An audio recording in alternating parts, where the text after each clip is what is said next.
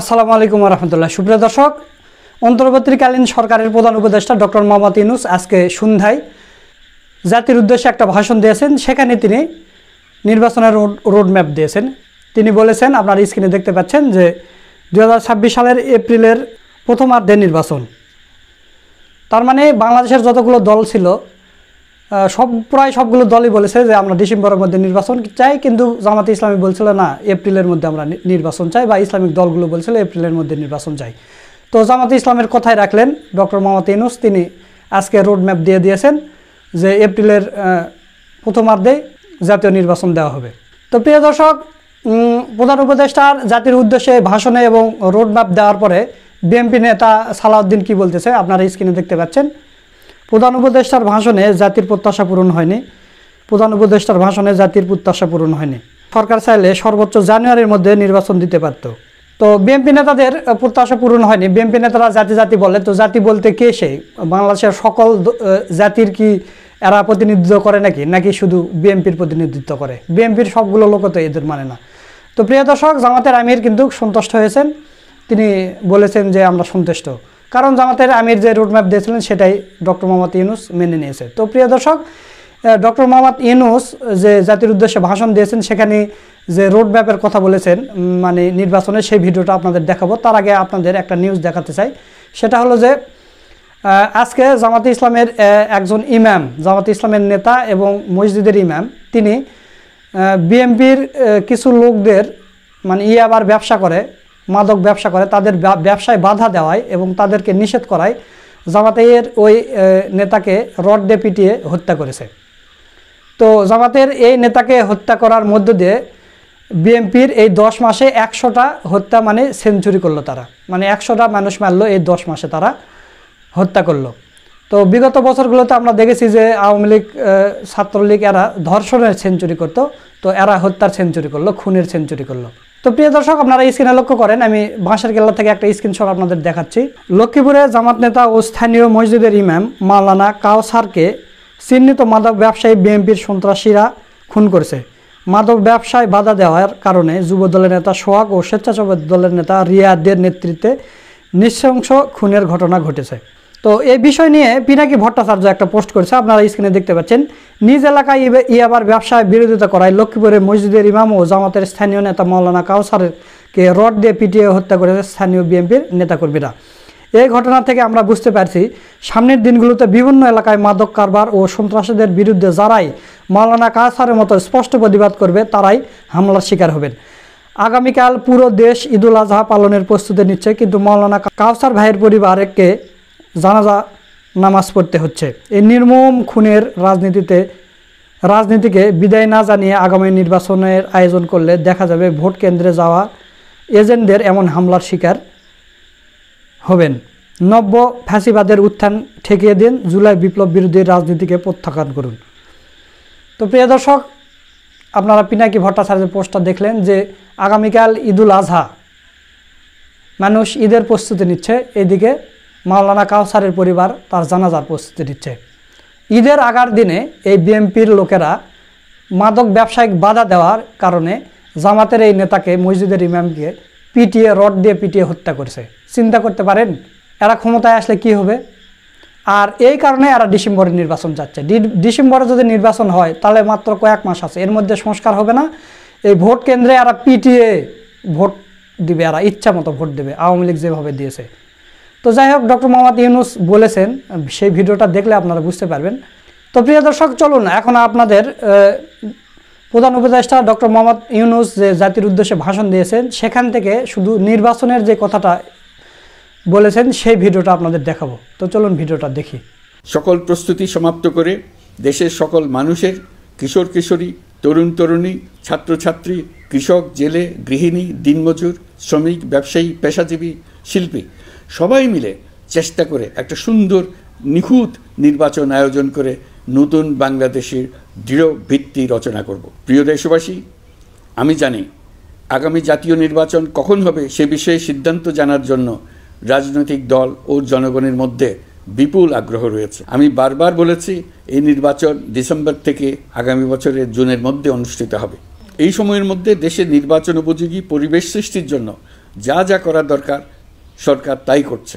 এখানে মনে রাখা জরুরি, বাংলাদেশ স্বাধীনতার পর থেকে যতবার গভীর সংকটে নিমজ্জিত হয়েছে তার সবগুলোরই প্রধান কারণ ছিল ত্রুটিপূর্ণ নির্বাচন। ত্রুটিপূর্ণ নির্বাচন প্রক্রিয়ায় বারবার ক্ষমতা কক্ষিগত করার মধ্য দিয়ে একটি রাজনৈতিক দল বর্বর ফ্যাসিস্টে পরিণত হয়েছিল। এই ধরনের নির্বাচন যারা আয়োজন করে তারা জাতির কাছে অপরাধী হিসেবে চিহ্নিত হয়ে যায়। এমন নির্বাচনের মধ্য দিয়ে যে দল ক্ষমতায় আসে তারাও জনগণের কাছে ঘৃণিত হয়ে থাকে। এই সরকারের একটি বড় দায়িত্ব হলো একটি পরিচ্ছন্ন, উৎসবমুখর, শান্তিপূর্ণ, বিপুলভাবে অংশগ্রহণের পরিবেশে একটি নির্বাচন অনুষ্ঠান করা, এমন একটি নির্বাচন আয়োজন করা যাতে করে দেশ ভবিষ্যতে নতুন সংকটে না পড়ে। এই জন্য সবচেয়ে বেশি গুরুত্বপূর্ণ হলো প্রাতিষ্ঠানিক সংস্কার। যেই প্রতিষ্ঠানগুলো নির্বাচনের সঙ্গে সরাসরি জড়িত সেগুলোতে যদি সুশাসন নিশ্চিত করা না যায় তাহলে ছাত্র জনতার সকল আত্মত্যাগ বিফলে যায়। সংস্কার, বিচার, নির্বাচন এই তিনটি ম্যান্ডেটের ভিত্তিতে আমরা দায়িত্ব গ্রহণ করেছিলাম। সেই বিবেচনায় আগামী রোজার ঈদের মধ্যে সংস্কার ও বিচারের বিষয়ে আমরা একটি গ্রহণযোগ্য জায়গায় পৌঁছতে পারবো বলে বিশ্বাস করি। বিশেষ করে মানবতা বিরোধী অপরাধের বিচার, যা কিনা জুলাই গণ অভ্যুত্থানের শহীদদের প্রতি আমাদের সম্মিলিত দায়, সেই বিষয়ে আমরা দৃশ্যমান অগ্রগতি দেখতে পারব। এতে আমাদের উপর আপনাদের অর্পিত ম্যান্ডেট ন্যূনতম হলেও বাস্তবায়ন করে যেতে পারব। সেই বিবেচনায় ও ইতিহাসে সবচেয়ে অবাধ, সুষ্ঠু, প্রতিদ্বন্দ্বিতামূলক ও গ্রহণযোগ্য নির্বাচন আয়োজনের জন্য সকল পক্ষের সঙ্গে আমরা আলোচনা করেছি। পাশাপাশি বিচার, সংস্কার ও নির্বাচন সংক্রান্ত চলমান সংস্কার কার্যক্রম পর্যালোচনা করে আমি আজ দেশবাসীর কাছে ঘোষণা করছি যে আগামী জাতীয় নির্বাচন 2026 সালের এপ্রিলের প্রথমার্ধের যে কোনো একটি দিনে অনুষ্ঠিত হবে। এই ঘোষণার ভিত্তিতে নির্বাচন কমিশন উপযুক্ত সময়ে আপনাদের কাছে নির্বাচনের বিস্তারিত রোডম্যাপ প্রদান করবে। আমরা এমন নির্বাচন চাই যা দেখে অভ্যুত্থানের শহীদদের আত্মা তৃপ্তি পাবে, তাদের আত্মা শান্তি পাবে। আমরা চাই আগামী নির্বাচনে সবচেয়ে বেশি ভোটার, সবচেয়ে বেশি প্রার্থী ও দল অংশ নেয়। এটা সবচেয়ে অবাধ, সুষ্ঠু ও নিরপেক্ষ নির্বাচন হিসেবে জাতির কাছে স্মরণীয় হয়ে থাকুক। 1.5 যুগ পরে দেশে সত্যিকারের একটি জনপ্রতিনিধিত্বশীল সংসদ গঠিত হবে। বিপুল তরুণ গোষ্ঠী এবার জীবনে প্রথম ভোট দেওয়ার সুযোগ পাবে। এসব লক্ষ্যে প্রয়োজনীয় সকল পদক্ষেপ নেওয়ার জন্য আমরা জাতির কাছে অঙ্গীকারবদ্ধ। আমি দেশবাসীর প্রতি আহ্বান জানাই, আপনারা সকল রাজনৈতিক দল এবং আপনাদের এলাকার প্রার্থীদের কাছ থেকে সুনির্দিষ্ট অঙ্গীকার আদায় করে নেবেন যেন আগামী সংসদের প্রথম অধিবেশনেই যেসব সংস্কারের প্রশ্নে ঐকমত্য অর্জিত হয়েছে তা কোনো প্রকার কাটাছেঁড়া ছাড়াই যেন তারা অনুমোদন করেন। আপনারা ওয়াদা আদায় করে নেবেন যে তারা বাংলাদেশের স্বাধীনতা, সার্বভৌমত্ব, আঞ্চলিক অখণ্ডতা এবং জাতীয় মর্যাদার প্রশ্নে কখনো কোনো প্রকার আপোষ করবেন না এবং দেশের বাইরের কোনো শক্তির কাছে দেশের স্বার্থ বিকিয়ে দেবেন না। আপনারা তাদের কাছে সুনির্দিষ্ট প্রতিশ্রুতি আদায় করে নেবেন এই মর্মে যে তারা কখনোই কোনো অবস্থাতেই আপনাদের গণতান্ত্রিক অধিকার ও মানবিক মর্যাদার ক্ষুণ্ণ করবেন না। আপনারা তাদের কাছে অঙ্গীকার আদায় করে নেবেন যে তারা সম্পূর্ণ সততা ও স্বচ্ছতার সাথে দেশ পরিচালনা করবেন এবং সকল প্রকার দুর্নীতি, দলীয়করণ, টেন্ডারবাজি, সিন্ডিকেটবাজি, চাঁদাবাজি, সন্ত্রাসী কর্মকাণ্ড ইত্যাদি গণবিরোধী কাজ থেকে নিজেদেরকে সম্পূর্ণভাবে মুক্ত রাখবেন। আমি আপনাদের আবারও স্মরণ করিয়ে দিতে চাই যে এবারের নির্বাচন শুধু শান্তিপূর্ণ নির্বাচন করার বিষয় নয়, এটা ছাত্র জনতার অভ্যুত্থানের আকাঙ্ক্ষা নতুন বাংলাদেশ গড়ার নির্বাচন। এই নির্বাচনে পরিচিত দলগুলিই থাকবে, তাদের পরিচিত মার্কাগুলিই থাকবে, কিন্তু ভোটারকে বের করে আনতে হবে যে এই মার্কার পেছনে আপনার কাছে ভোট প্রার্থীরা কে কতটুকু নতুন বাংলাদেশ গড়ার জন্য প্রস্তুত, কতটা প্রতিজ্ঞাবদ্ধ। আমরা যারা এই নির্বাচনে ভোটার হব তারা অত্যন্ত সৌভাগ্যবান এবং সৌভাগ্যবতী। আমরা একটা অনন্য ঐতিহাসিক ভূমিকা পালনের সুযোগ ও দায়িত্ব পাচ্ছি। আমরা জাতির নতুন যাত্রাপথ তৈরি করে দেওয়ার দায়িত্ব পাচ্ছি। আমরা নতুন রাজনৈতিক সংস্কৃতি সৃষ্টির মহান সুযোগটা পাচ্ছি। আমাদের সুচিন্তিত ভোটের মাধ্যমেই নতুন বাংলাদেশ নির্মিত হবে, শহীদদের রক্তদান সার্থক হবে। আশা করি বিষয়টা নিয়ে চিন্তাভাবনা করেই সবাই ভোট কেন্দ্রে যাব এবং দৃঢ়পত্রে ভোট দেব। এখন থেকে ভাবনা চিন্তা শুরু করুন, আলোচনা শুরু করুন। এখন থেকে আপনাদের ভোটের গুরুত্বটা বুঝে নিন। আপনার এবারের ভোটের গুরুত্ব ঐতিহাসিক মানদণ্ডে দেখা হবে। প্রিয় দেশবাসী, আমাদের সবসময় মনে রাখতে হবে পতিত ফ্যাসিবাদ ও তার দেশি বিদেশি দোসররা নতুন বাংলাদেশ গড়ার সম্মিলিত প্রচেষ্টাকে পদে পদে বাধাগ্রস্ত করার চেষ্টা চালিয়ে যাচ্ছে। তারা নানামুখী অপপ্রচারে লিপ্ত। তারা সবসময় চাইবে জুলাই অভ্যুত্থানের মাধ্যমে তৈরি হওয়া জাতীয় ঐক্যের শক্তিকে পরাভূত করতে, গণতান্ত্রিক আকাঙ্ক্ষা বাস্তবায়নের প্রচেষ্টাকে লাইনচ্যুত করতে এবং বাংলাদেশকে পুনরায় করায়ত্ত করতে। আমি আগেও বলেছি, আজ আবারও বলছি, আমরা একটা যুদ্ধ অবস্থায় আছি।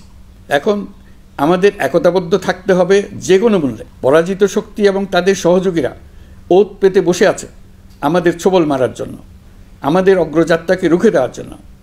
আমরা তাদের কিছুতেই এই সুযোগ দেব না। আসুন আমরা আমাদের সম্মিলিত প্রচেষ্টায় প্রিয় মাতৃভূমির স্বাধীনতা, সার্বভৌমত্ব, আঞ্চলিক অখণ্ডতা ও জাতীয় মর্যাদার বিরুদ্ধে যে কোনো আঘাত প্রতিহত করার উদ্দেশ্যে প্রতিরোধের ঐক্যবদ্ধ সুদৃঢ় প্রাচীর গড়ে তুলি। প্রিয় দেশবাসী, সবাইকে আবার ঈদের শুভেচ্ছা ও সালাম জানাচ্ছি। মহান আল্লাহ আমাদের সহায় হন। আল্লাহ হাফেজ। দর্শক, আপনারা প্রধান উপদেষ্টা ডক্টর মোহাম্মদ ইউনূসের ভিডিও সহ পুরো ভিডিওটা দেখলেন। তো আজকের এই ভিডিওটা আপনাদের কাছে কেমন লেগেছে? যদি ভালো লাগে অবশ্যই ভিডিওটা বেশি বেশি করে শেয়ার করবেন, লাইক করবেন। নিত্য নতুন এরকম আপডেট ভিডিও পেতে আমাদের চ্যানেলটা সাবস্ক্রাইব করে রাখবেন। সকলকে ধন্যবাদ। আসসালামু আলাইকুম ওয়া রাহমাতুল্লাহ।